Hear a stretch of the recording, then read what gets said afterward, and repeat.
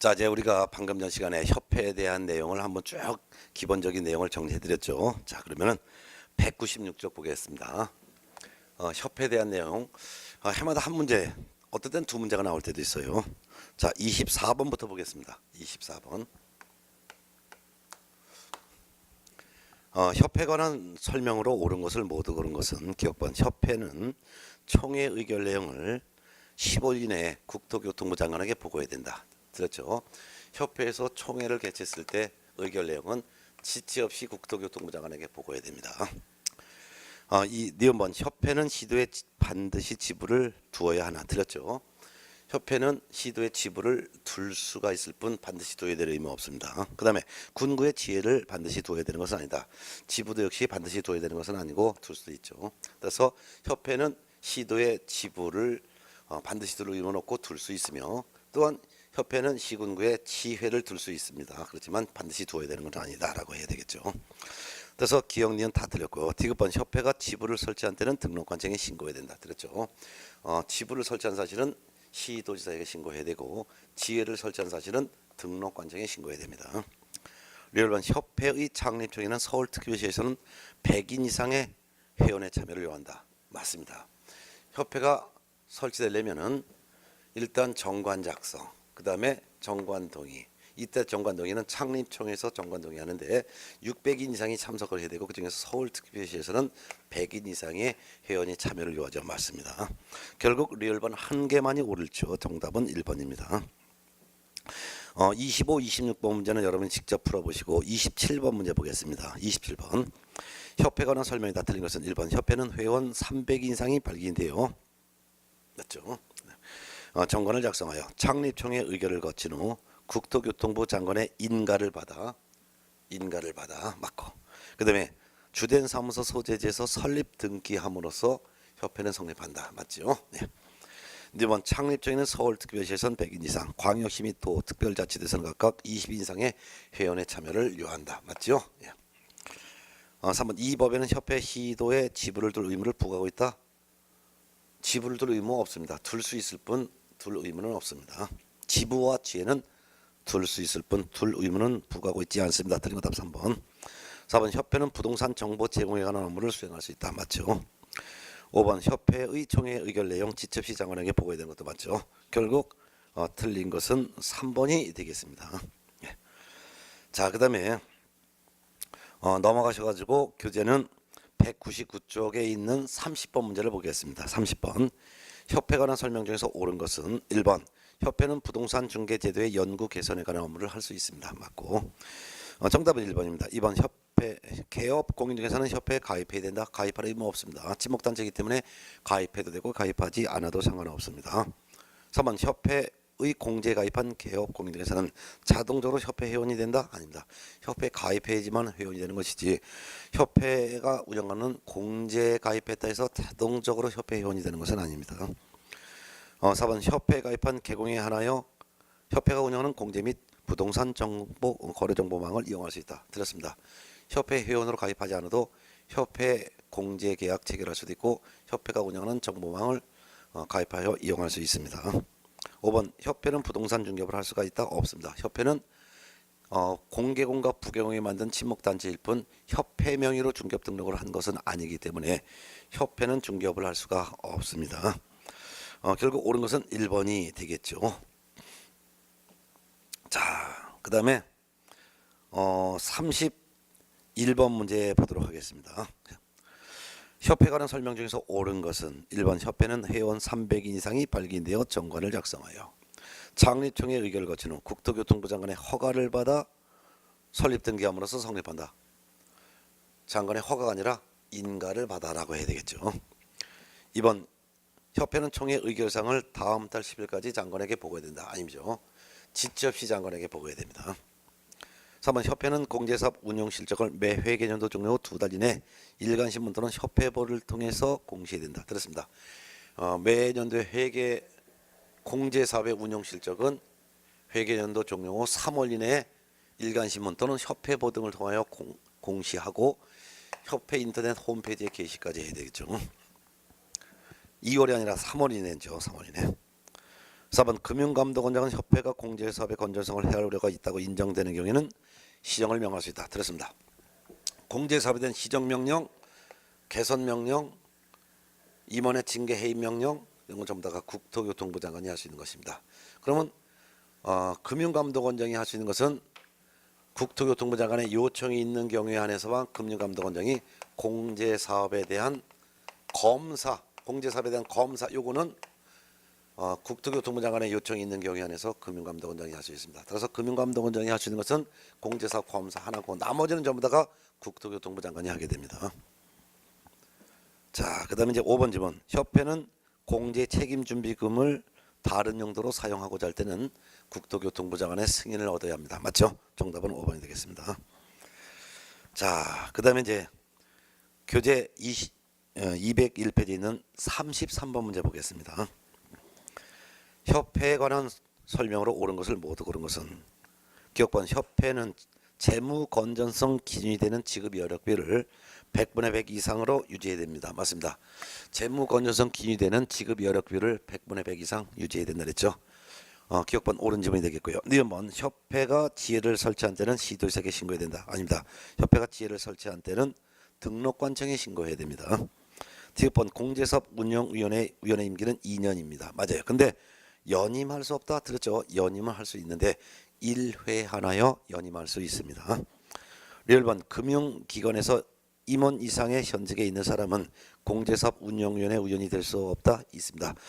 공제사업 운영위원회는 협회 공제사업에 대한 업무를 감독하기 위해서 운영위원회를 반드시 두는데 19명 이내 위원으로 구성되고 이 19명 이내 위원 중에서는 금융감독원 등에서 지금 현직에 근무하고 있는 사람들도 역시 금융기관에서 임원 이상의 현직으로 있는 사람도 운영위원회에 될 수가 있습니다.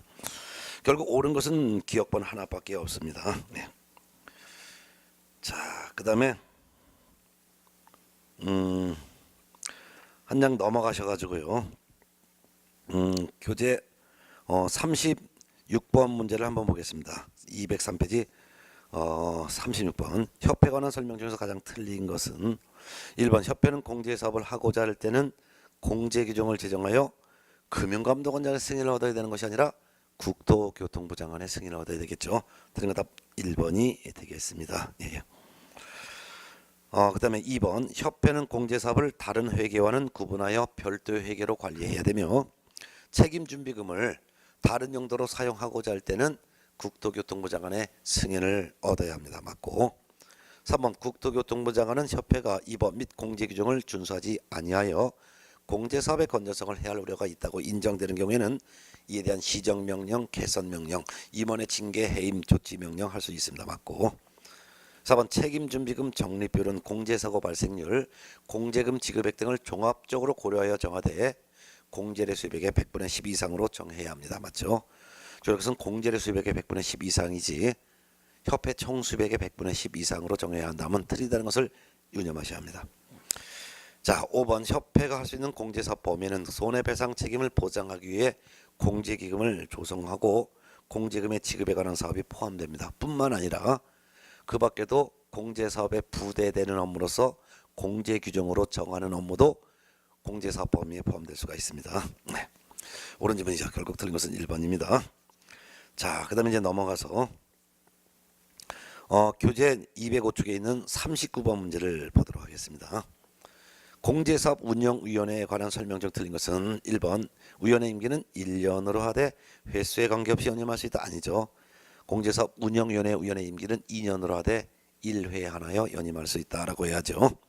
2번 보궐위원회 임기는 전임자 임기에 남은 기간으로 합니다. 맞고 3번 운영위원회는 위원장과 부위원장을 각각 한 명 두되 위원장과 부위원장은 위원 중에서 호선합니다. 맞고 4번 운영위원회 회의는 최적위원 과반수의 출석으로 개의하고 출석의원 과반수의 찬성으로 심의사항을 의결합니다. 맞고 5번 운영위원회의 사무를 처리하기 위해서 간사 및 서기를 두는데 간사와 서기는 공제 업무를 담당하는 협회 임원 중에서 위원장이 지명합니다. 맞습니다. 결국 틀린 것은 1번이 되겠습니다. 자, 한 장 넘어가서 교재 206쪽에 있는 41번 문제 보겠습니다. 41번 협회의 공제사업에 관한 설명 중에서 가장 틀린 것은 1번 협회는 공제금 지급 능력과 경영의 건전성 확보를 위해서 재무 건전성 기준을 지켜야 합니다. 맞고 2번 재무 건전성 기준에는 자본의 적정성, 자산의 건전성, 유동성 확보에 관한 사항이 포함됩니다. 옳은 집은 3번 재무 건전성 기준을 유지하기 위해 지급 여력비는 100분의 50 이상을 유지해야 된다. 아니죠. 100분의 100 이상을 유지해야 되겠죠. 4번 재무 건전성 기준을 유지하기 위해 구상 채권 등 보유 자산의 건전성을 정기적으로 분류하고 대손 중단금도 역시 적립을 해야 되겠죠. 맞고 5번 지급 여력 비율은 지급 여력 금액을 지급 여력 기준 금액으로 나눈 비율을 말합니다. 옳은 지문을 합니다. 결국 틀린 것은 3번이 되겠습니다. 자, 여기까지가 바로 이제 협회 관련된 내용이고, 그 다음에 208페이지부터가 행정처분 및 벌칙인데요. 행정처분과 벌칙에서는 최소 6문제 이상이 출제됩니다. 적게 나올 때가 6문제고 많이 나올 때는 7문제가 나올 때도 있습니다. 그래서 행정처분과 벌칙을 여러분이 완벽하게 다 정리하고 있어야 되는데, 행정처분과 벌칙에서는 여러분들이 그 행정처분 사유와 벌칙 사유를 전부 다 암기하고 있어야 합니다. 그래서 암기하고 있지 않으면 문제 자체를 풀 수가 없기 때문에 이거는 제가 행정처분과 벌칙은 내용을 정리할 게 없습니다. 여러분이 암기하고 있으면 문제를 푸는 것이고 암기를 못하면 이건 문제 풀 필요가 없습니다. 그래서 행정처분 벌칙은 미리 다 외워놓고 있는 것을 전제로 해서 문제를 풀도록 하겠습니다. 그럼 208페이지부터 보도록 하겠습니다. 208페이지 행정처분과 벌칙인데, 일단 행정처분 벌칙이라는 것은 일단 국가기관인 국토교통부 장관이나 시도지사나 등록관청이 개업공인중개사 또는 거래정보사업자, 물론 무등록 중개업을 하는 자, 이런 사람에 대해서 일단 지도감독을 합니다. 지도감독을 하면서 필요할 때는 일정한 명령을 하달합니다. 이때 명령은 업무를 보고하게 하거나 또는 자료를 제출하게 명령할 수도 있고, 특히 공무원을 이들의 사무소에 출입시켜서 필요한 장부나 서류를 조사 검사할 수 있습니다. 네. 조사해봤더니 아니나 다를까 법을 위반했으면 법을 위반한 사람들에 대해서 제재를 가는데 그 제재가 바로 행정처분과 벌칙이 되겠습니다. 네. 그게 바로 행정처분과 벌칙이에요. 그러면 그 중에서 행정처분 중에서도 그게 보면은 제재가 바로 행정처분,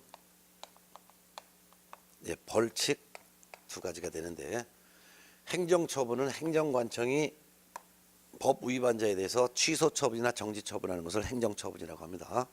그러면 행정처분 중에서는 등록관청은 개업공인중개사에 대해서 행정처분으로서 등록을 취소 꼭 반드시 해야 되는 경우, 등록 취소 처분을 할 수 있는 경우, 등록 취소 처분을 하지 못하고 6월 범위 안에서 업무 정지 처분만 할 수 있는 경우, 이렇게 세 가지로 나눠놨습니다. 등록 취소 처분을 하고자 할 때는 먼저 청문을 실시해야 되고, 그렇지만 업무 정지 처분을 하고자 할 때는 이때는 청문을 실시하지는 않는다는 차이점. 그 다음에 특별시장, 광역시장, 도지사, 즉 시도지사를 말하는데요.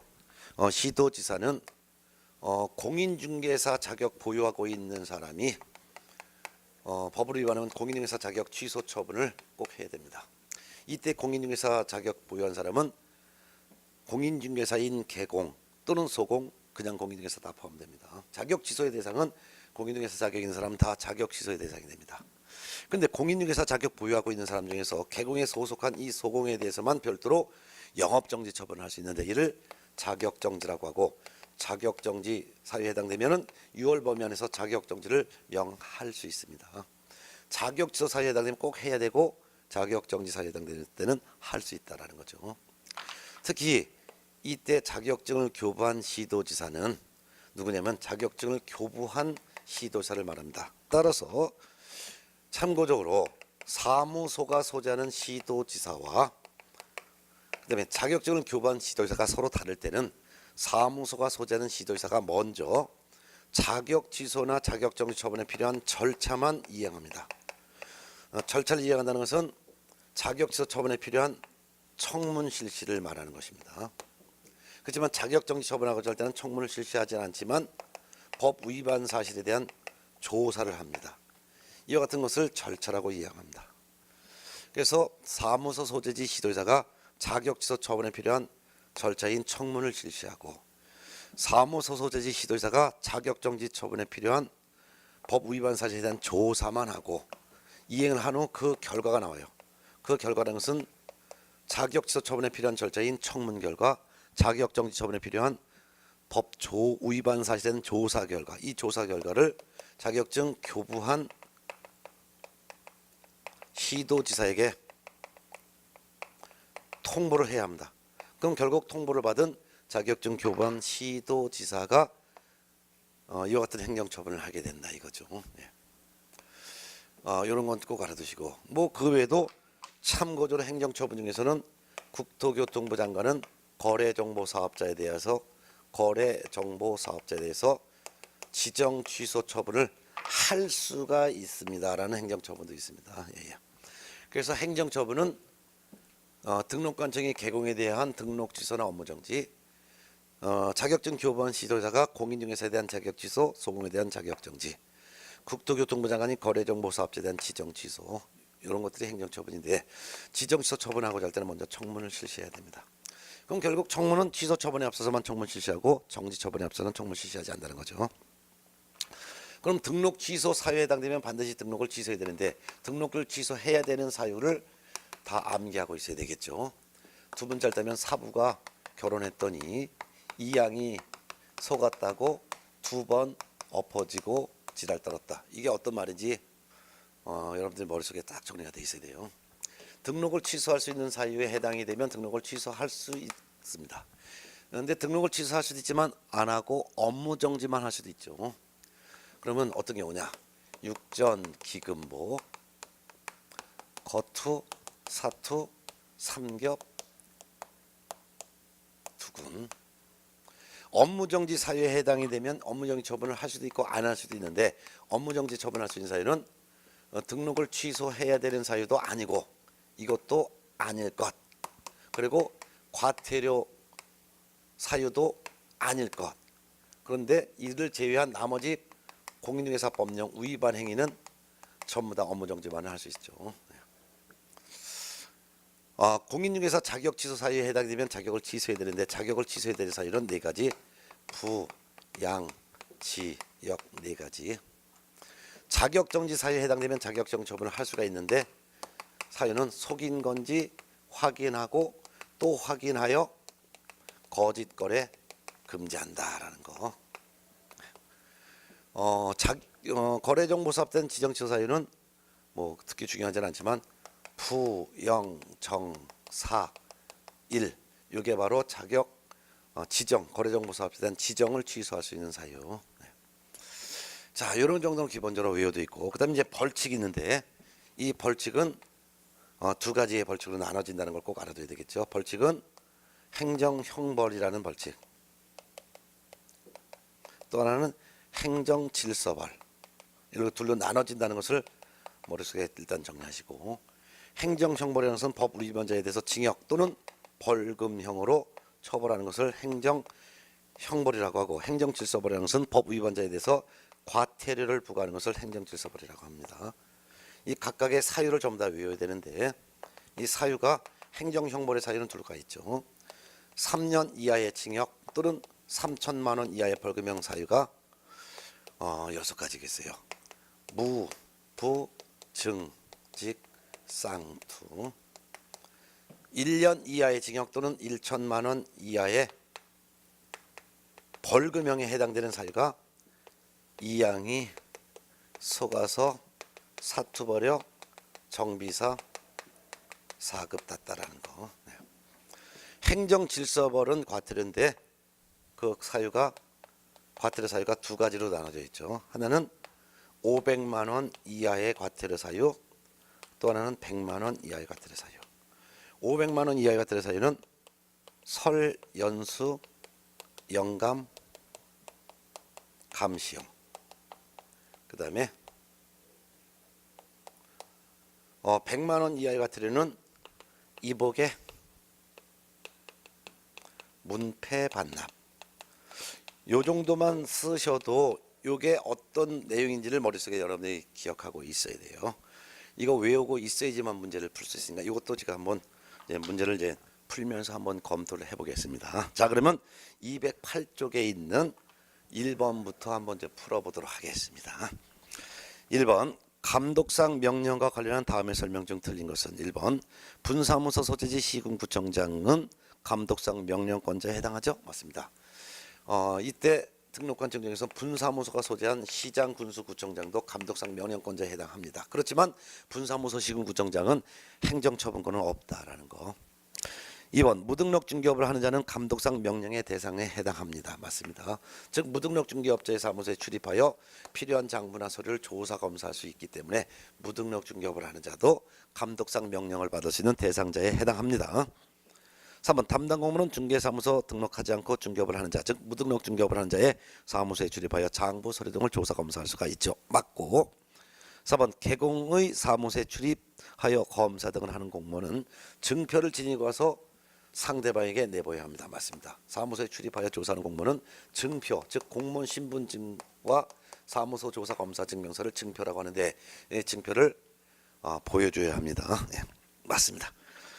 자, 5번 등록관청은 개공의 등록 기준을 확인하기 위해서 감독상 명령을 할 수 있다? 없습니다. 감독상 명령을 할 수 있는 사유는 세 가지로 제한을 뒀습니다. 첫 번째가 바로 일단 부동산 투기 등 거래 동향을 파악할 목적으로 부동산 투기 등 거래 동향을 파악하기 위해서 할 수 있습니다. 두 번째는 공인중개사법을 위반하고 있는지 위반 행위를 하고 있는지 확인을 하여 등록취소, 업무정지, 자격취소, 자격정지 같은 행정처분을 할 목적으로만 할 수 있습니다. 따라서 등록기준 확인한다느니 이런 것을 목적으로 감독상 명령할 수가 없습니다. 예. 자, 그럼 결국 답은 5번이 되겠습니다. 그 다음에 이제 3번 문제 보겠습니다. 지도 감독에 관한 설명 중 틀린 것이 바로 4번인데 4번 보세요. 법인의 분사무소 소재지를 관할하는 시군구청장은 개업 공인중개사인 법인의 등록을 취소할 수 있다? 틀렸습니다.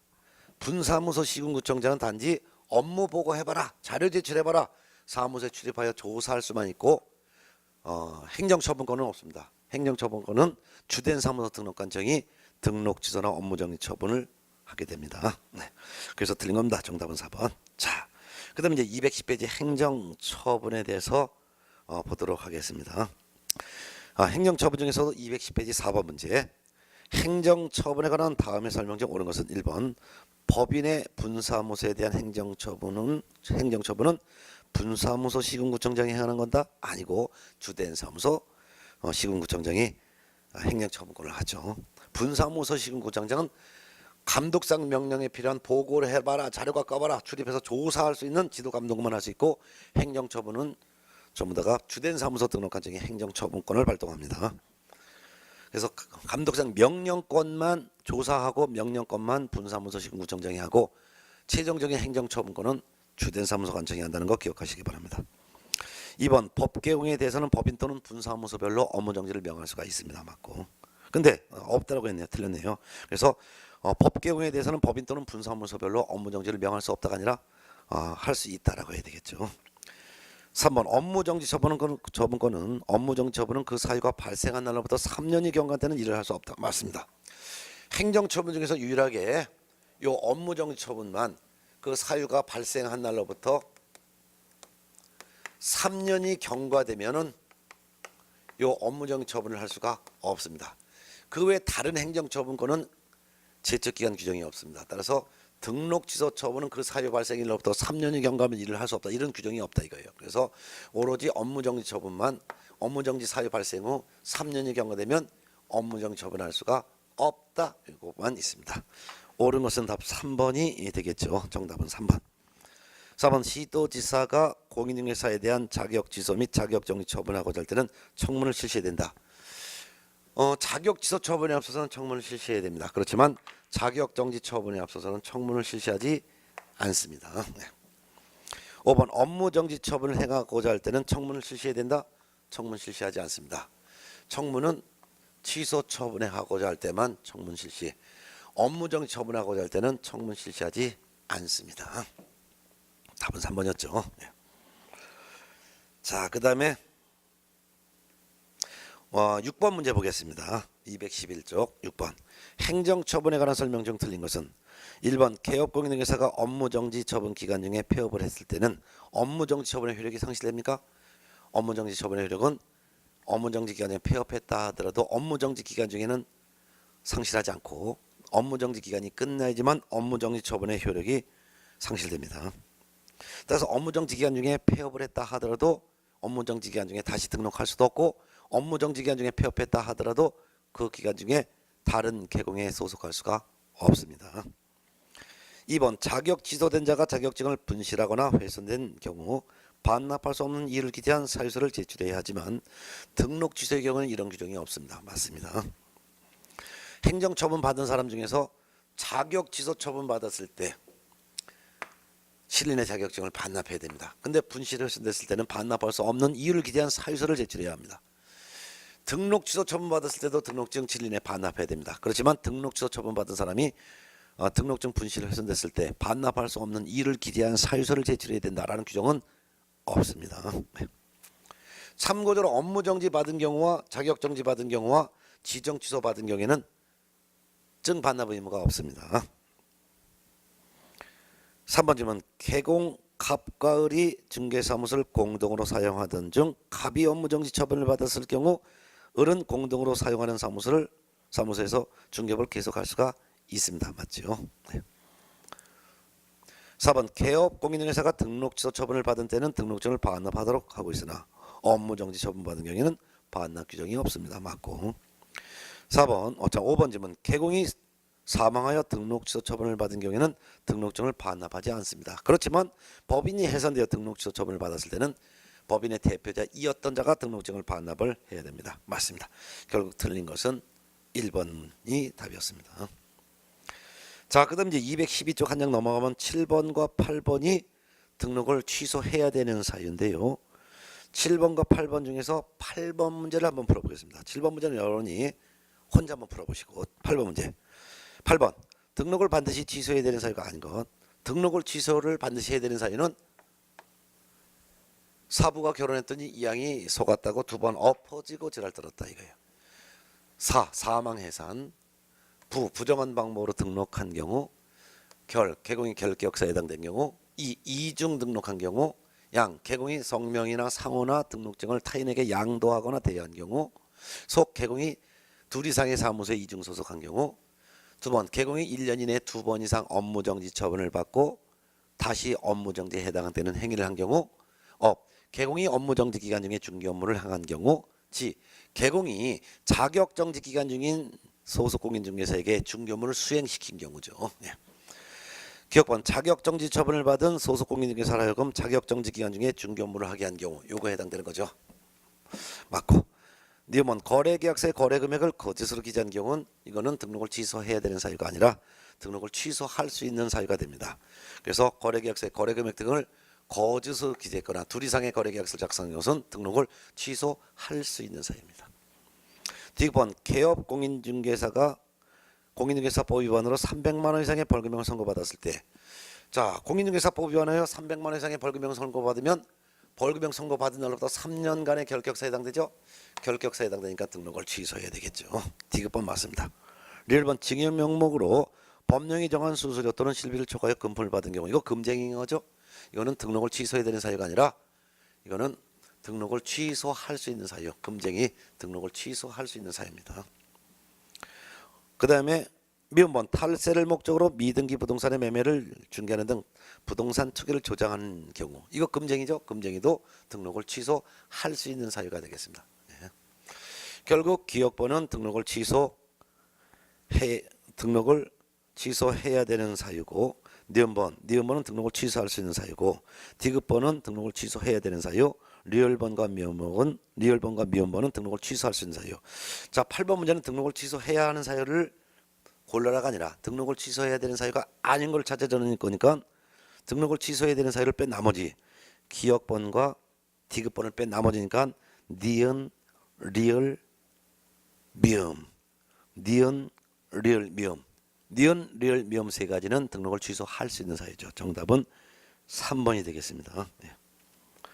그 다음에 9번과 10번 이 두 가지는 9번과 10번은 등록을 취소할 수 있는 사유에 해당되는 내용의 문제인데 9번 문제는 여러분이 나중에 혼자 풀어보시고 10번 문제를 풀어보도록 하겠습니다. 10번 등록을 취소할 수 있는 사유를 모두 고른 것은 등록을 취소할 수 있는 사유는 등록을 취소할 수 있는 사유 여기 있죠. 육전기금보, 거투, 사투, 삼겹투근. 6. 부득이한 사정이 없음에도 불구하고 유효를 초과하여 휴업한 경우 전속 개공이 정보를 공개하지 않거나 또는 비공개 요청을 무시하고 정보를 공개한 경우 기. 등록 기준 미달한 경우 금지행위에 해당되는 행위를 한 경우 손해배상 책임을 보장하기 위한 업무 보증을 설정하지 않고 업무를 개시한 경우 거투. 거래계약서를 거짓으로 작성하거나 또는 서로 다른 둘 이상의 거래계약서를 작성한 경우 사투. 중개사무소를 둘 이상 설치하거나 천막, 파라솔 등 이동용이 한 임시중개시설물을 설치한 경우 3.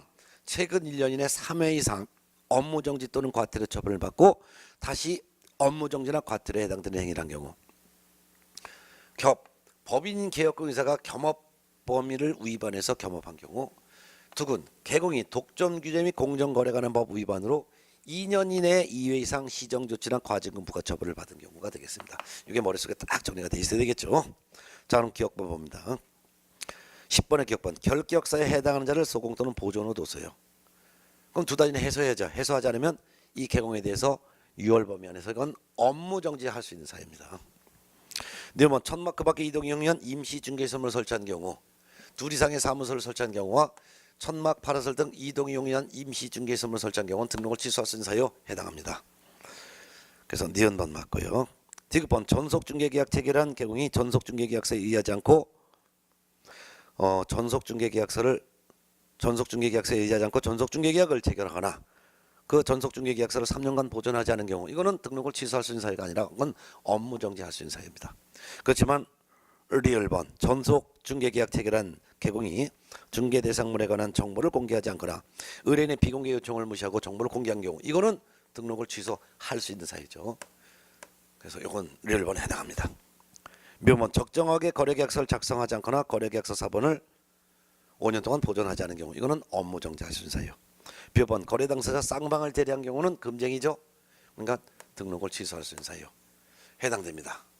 결국은 사무소를 둘 이상 설치 임시 설치한 경우 그 다음에 전속 개공이 정보를 공개하지 않거나 비공개 요청을 무시하고 정보를 공개한 경우 그 다음에 금쟁이에 해당한 경우 세 가지밖에 없으니까 결국은 니은번 그 다음에 리을번 그 다음에 비읍번 니은 리을 비읍 답은 3번이 되겠습니다.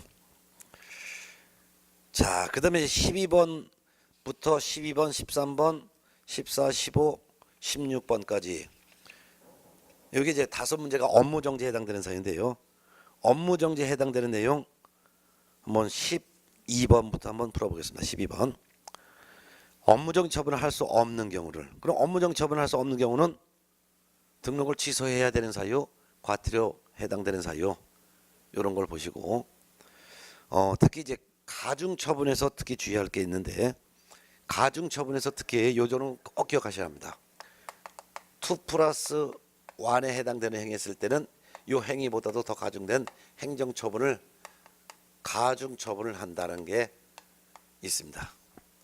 그럼 2+1에서 둘로 나눠보셔야 돼요. 첫 번째 이 2가 바로 2+1에서 2가 바로 최근 1년 이내 업무정지 처분을 2회 이상 받고 다시 완에 해당되는 행위 이게 바로 업무정지에 해당되는 행위를 또 했을 때 이때는 등록을 취소하여야 합니다.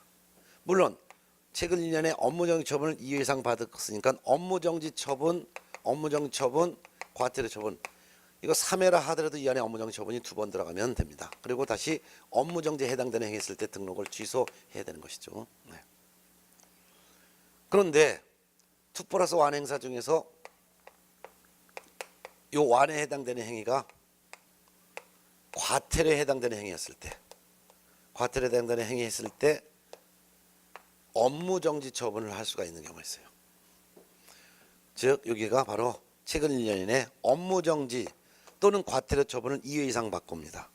그래서 업무정지 처분만 2번 받고 다시 세 번째 과태료에 해당되는 행위 또는 업무정지 1번, 과태료 1번, 그 다음에 세 번째 과태료에 해당되는 행위 또는 과태료만 2번 받고 세 번째 과태료에 해당되는 행위, 이거 전부 다가 업무정지 처분을 할 수가 있는 거죠. 그래서 최근 1년 이내에 업무정지 또는 과태료 처분을 2회 이상 받고 다시 과태료에 해당되는 행위 했을 때는 업무정지 할 수 있다.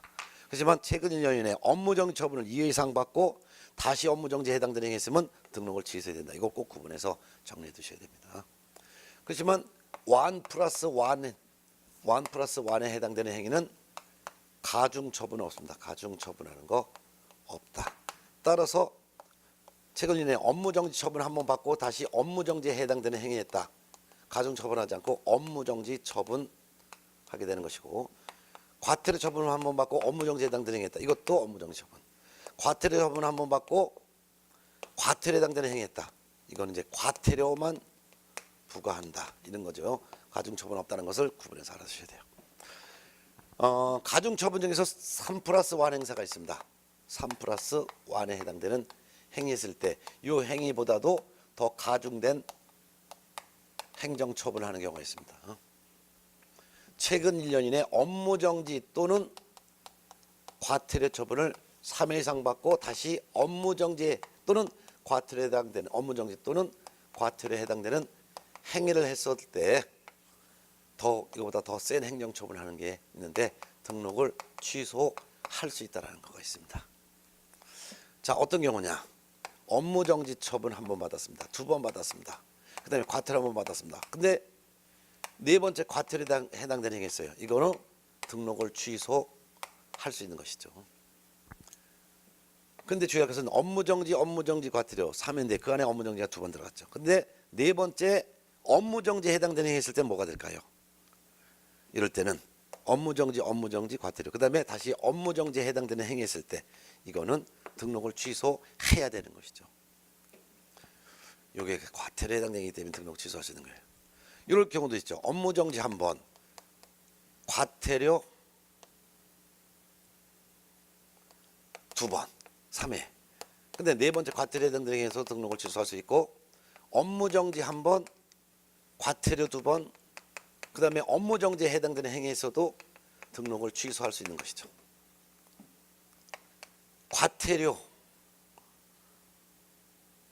과태료만 3번 받고 업무정지에 해당되는 행위에서도 등록 취소할 수 있고, 과태료만 3번 받고 네 번째 과태료에 해당되는 행위에서도 등록을 취소할 수 있는 거죠. 여러 가지가 나눠줄 수 있으니까 이거 꼭 구분해서 쫙 정리해 두셔야 되죠. 이게 아직까지도 정리 안 됐다면 기본 과정을 처음부터 공부를 다시 해야 되는데 그럴 수는 없으니까 지금이라도 이 정도는 꼭 알아두셔야 합니다. 이 공인중개사법령은 내용이 아무리 쉽다 하더라도 다 외워두지 않으면 점수가 안 나온다 그랬습니다. 그래서 반드시 싸그리 다 외워두셔야 돼요. 자, 그러면은 업무정지에 해당되는 내용 중에서 12번 문제 한번 풀어보겠습니다. 215페이지 12번. 개공에 대한 업무정지 처분을 할 수 없는 경우입니다. 1번, 개공이 등록하지 않은 인장을 사용했습니다. 이거 등록을 취소해야 되는 사유도 아니죠. 과태료 사유도 아니잖아요. 그럼 업무정지를 할 수 있습니다. 2번, 개공이 최근 1년 이내 공인중개사법에 의하여 한 번 업무정지 처분받고 다시 과태료 처분에 해당되는 행위를 했습니다. 이건 1 플러스 1은 가중처분은 없다 그랬죠. 그러니까 한 번 업무정지 처분받고 다시 과태료에 해당되는 행위 했다. 이건 과태료 처분합니다. 정답은 2번. 3번, 개공이 정보망에 중개 대상물에 관한 정보를 공개하지 않았습니다. 정보망에 중개 대상물에 관한 정보를 거짓으로 공개했습니다. 거짓으로 공개한 것이 등록을 취소해야 되는 사유는 아니죠. 업무정지 할 수는 있습니다. 이게 또 과태료 사유는 아니잖아요. 그렇기 때문에 등록을 취소해야 되는 사유도 아니고 과태료 사유도 아니면은 업무정지를 할 수 있죠. 4번, 법개공이 최근 1년 이내 겸업 금지 규정을 한 번 위반했어요. 이거 등록을 취소할 수 있는 사유죠. 그러면 등록을 취소할 수 있다는 것은 등록 취소할 수도 있고 안 하고 업무정지를 할 수도 있는 거죠. 이거는 등록을 취소해야 되는 사유도 아니고 과태료 사유도 아니고 이거는 등록을 취소할 수 있는 사유예요. 등록을 취소할 수 있는 사유는 등록관청이 등록을 취소할 수도 있고 안 하고 업무정지 처분을 할 수도 있고 선택할 수도 있는 거예요. 그러니까 업무정지할 수 있는 사유 해당합니다. 5번 확인설명서 사본 보존기간 3년 준수하지 않았어요. 등록을 취소해야 되는 사유도 아니고 과태료 사유도 아니죠. 그러면 업무정지는 할 수 있는 거죠. 정답은 4번입니다. 네. 자, 이렇게 보셨고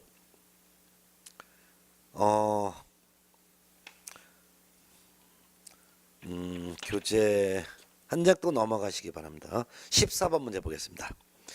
개공에 대한 업무정지 처분에 관한 설명이다. 옳은 것은 1번 시도지사는 업무정지 기간의 2분의 1 범위안에서 가중할 수 있다.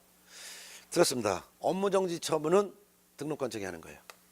그러니까 업무정지 기준이 국토교통부령에 규정되어 있는데 국토교통부령에 규정되어 있는 업무정지 기준이 6개월 한다, 3개월 한다, 4개월 한다 이렇게 기준이 정해져 있어요. 근데 이 기준의 2분의 1 범위안에서 그 기간을 가중할 수도 있고 감경할 수 있는데 가중하더라도 업무정지 기간은 6개월을 초과할 수는 없지요.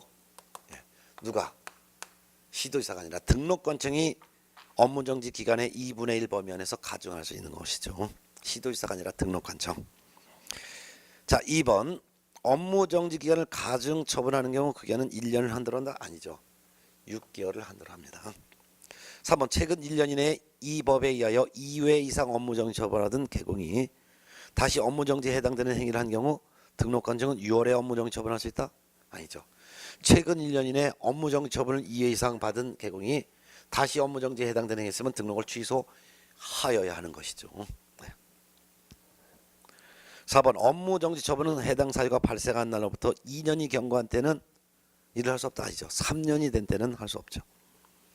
5번 개공이 중개대상물에 관한 정보를 거짓으로 공개한 경우 등록관청은 위반 행위의 동기 등을 참작하여 4달의 업무정지 처분할 수가 있습니다. 맞습니다. 정답은 5번이에요. 자, 15번 문제 여러분 직접 풀어보시고 16번 문제는 업무정지 부과 기준에 대한 내용인데 업무정지 부과 기준에 대해서 6개월 범위안에서 업무정지 처분한다 그랬습니다. 그런데 업무정지 중에서도 업무정지 부과 기준 기간이 6개월로 정해져 있는 게 총 5가지가 있는데 4가지는 꼭 기억해 두시고 나머지는 3개월로 정리하시기 바랍니다. 그럼 6개월로 기준이 정해져 있는 것 총 5가지 중에서 4가지를 외워두는데 첫 번째가 바로 결격 사유에 해당하는 자를 소공이나 또는 보조원으로 두었습니다. 근데 2달 이내 해소하지 않았다면 업무정지 할 수 있고 이때 해소하지 않았을 때 업무정지 할 수 있는데 업무정지 한다면 그때 부과 기준 기간이 6개월 하라 이렇게 되어 있습니다.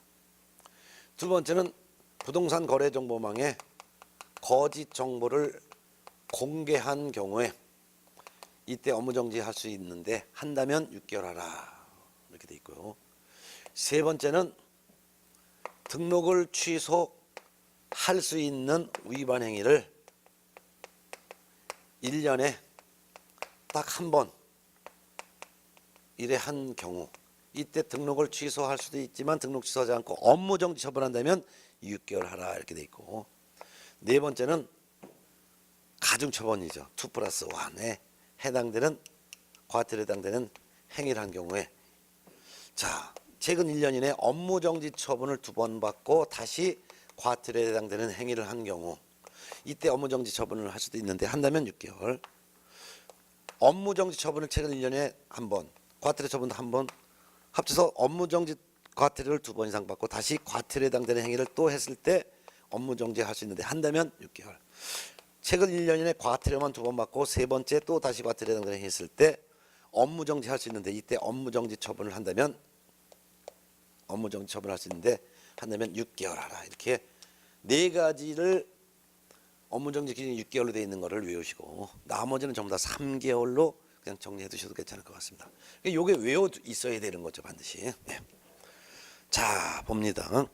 16번 개공의 업무정지 기준기간이 틀린 것은 1번 등록 등 결격사에 해당한 자를 고용인 즉 소공보존으로 뒀으면 3개월이 아니라 6개월. 두 번째 정보망에 정보를 거짓 공개한 경우 6개월 이건 맞습니다. 3번 최근 1년 이내 2회 이상 업무정지 또는 과태료 처분을 받고 다시 과태료에 해당되는 행위 한 경우 6개월 맞고 4번 확인 설명서에 서명 날인하지 않은 경우, 서명 또는 날인하지 않은 경우요. 서명과 날인 중에 하나라도 하지 않았을 경우를 말합니다. 3개월 맞습니다. 5번 등록을 취소할 수 있는 위반 행위를 최근 1년 이내 한 번 위반했을 때 6개월 맞죠. 그럼 여기서 6개월짜리가 4가지가 있죠. 1번 결격사에 해당한 자를 소공 보존으로 둔 경우, 두 번째가 2번 정보망의 거짓 정보를 공개한 경우, 세 번째가 3번 최근 1년 이내 2회 이상 업무 정지 또는 과태료 처분을 받고 다시 과태료 처분에 해당되는 행위란 경우, 네 번째가 5번 지문에 있는 등록을 취소할 수 있는 위반 행위를 최근 1년 이내 한 번 한 경우. 이 4가지만 6개월, 나머지는 전부 다 3개월. 틀린 것은 답 1번이었습니다. 예. 자, 그 다음에 17번 문제를 보겠습니다. 17번. 개공의 행정처분에 관한 설명 중 옳은 것 O, 틀린 것을 바르게 표시한 것. 기억본 최근 1년 이내 이 법에 의하여 2회 이상 업무정지 또는 과태료 처분을 받고 다시 과태료 처분에 해당되는 행위를 한 경우 업무정지를 명할 수 있다. 맞지요? 그래서 맞고. 2번, 니은번 최근 1년 이내 이 법에 의하여 2회 이상 업무정지 처분을 받고 다시 업무정지에 해당되는 행위했을 때는 등록을 취소해야 된다. 이것도 맞지요. 그 다음에 디귿번 최근 1년 이내 이 법에 의하여 2회 업무정지 처분과 1회 과태료 처분을 받고 다시 과태료 처분에 해당되는 행위를 한 경우 이거 등록을 취소할 수 있다. 이것도 맞습니다. 근데 제가 이걸 고쳐놓으라 그랬죠. 이거 해설을 고치는 게 너무 힘들어서 이것다가 디귿번 끝에 등록을 취소할 수 있다를 등록을 취소하여야 한다 이렇게 고쳐놓으세요. 등록을 취소할 수 있다를 할 수 있다를 하여야 한다 이렇게 해놓고 틀린 지문을 하겠다 이거예요. 틀린 지문. 그래서 그래야지만 해설이 맞아요. 그러면 디귿번 최근 1년 이내 이 법에 의하여 2회 업무정지 처분과 1회 과태료 처분을 받고 다시 과태료에 해당되는 행위한 경우 이거는 등록을 취소할 수 있는 사유에 해당되는 거죠. 최근 2년 이내 업무정지 처분을 2회 받고 과태료 처분 한번 받고 합쳐서 3번 그리고 다시 과태료에 해당되는 행위인 것은 등록을 취소할 수 있다라는 거죠. 예. 이걸 이제 고치지 않으면 옳은 지문. 근데 할 수 있다를 하여야 한다라고 제가 고치면은 틀린 지문. 네. 리을번 개업공인중개사가 최근 1년 이내 이 법에 의하여 업무정지 처분 2회, 과태료 처분 1회를 받고 다시 업무정지 처분에 해당되는 행위를 한 경우 등록을 취소할 수 있다. 맞습니다. 그래서 업무정지 처분 2번, 과태료 처분 1번 받고 아니요, 등록 취소할 수 있다. 틀렸죠. 등록을 취소해야 하는 거죠. 최근 1년 이내에 업무정지 처분 2번 받고 업무정지 처분 2번 받고 그 다음에 과태료 처분 1번 받고 그 다음에 다시 업무정지에 해당되는 게 있으면 등록을 취소하여야 한다 해야 되죠. 등록을 취소하여야 한다. 결국 기억번은 업무정지 처분을 명할 수 있다. 맞고 2번 등록을 취소해야 된다. 맞고 디귿번 이거 고치지 않고 그냥 등록을 취소할 수 있다 하면 맞는 거예요. 예. 그럼 결국 틀린 것은 리얼번 하나 등록을 취소할 수 있다가 아니라 등록을 취소하여야 한다. 이렇게 하면 이걸 이 지문을 고치지 않으면 기역, 니은, 디귿 3개가 옳고 리얼번 X만 틀린 거예요. 근데 제가 디귿번 지문을 끝에 취소할 수 있다를 하여야 한다라고 고치면은 답은 4번이 되는 것입니다. 예. 자, 18번 문제는 여러분 한번 직접 풀어보시는 걸로 하고요. 그 다음에 이제 19번부터가 폐업부 재등록한 개공에 대한 행정처분인데 폐업부 재등록한 개공에 대한 행정처분의 내용 19번 아주 중요합니다. 예, 요거를 지금 풀지 않고 잠시 쉬었다가 문제를 풀도록 하겠습니다. 그래서 쉬었다가 19번부터는 잠시 쉬었다가 풀도록 하겠습니다. 예.